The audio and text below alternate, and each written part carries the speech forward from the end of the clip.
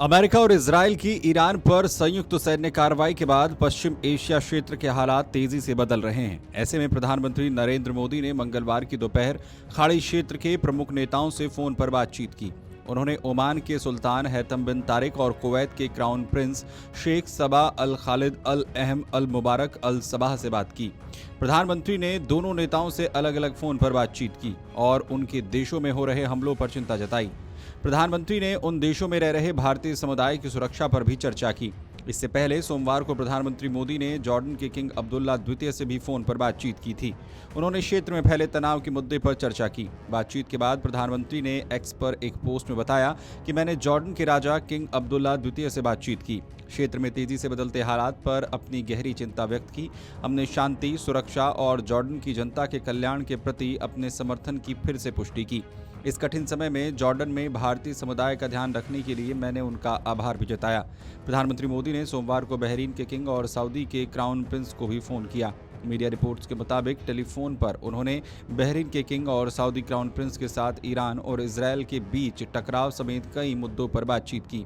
में चल रहे अनेक तनावों को लेकर भारत की सोच स्पष्ट ही है।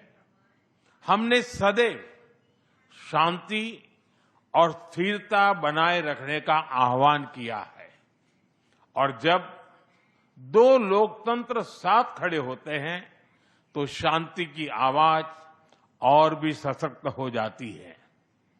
पश्चिम एशिया की वर्तमान स्थिति हमारे लिए गहरी चिंता का विषय है। भारत डायलॉग और डिप्लोमेसी के माध्यम से सभी विवादों का समाधान का समर्थन करता है।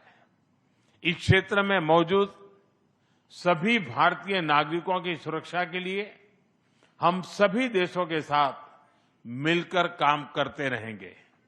एक्सेलेंसी, आपकी यात्रा से हमारे सहयोग के हर क्षेत्र को एक नई ताकत मिली है।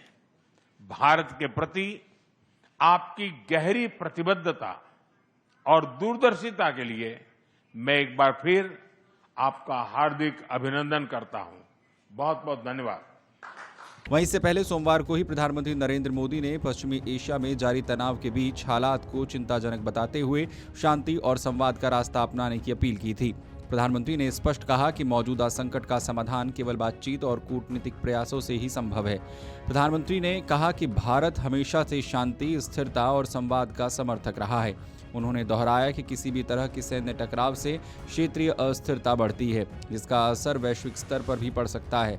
ऐसे में सभी पक्षों को संयम बरतते हुए बातचीत की मेज पर लौटना चाहिए। पीएम मोदी ने यह भी कहा था कि सरकार स्थिति पर लगातार नजर बनाए हुए है और जरूरत पड़ने पर हर संभव कदम उठाएगी। गौरतलब है कि प्रधानमंत्री नरेंद्र मोदी ने पश्चिम एशिया की मौजूदा स्थिति को देखते हुए सुरक्षा मामलों की कैबिनेट समिति यानी सीसीएस की बैठक भी बुलाई थी।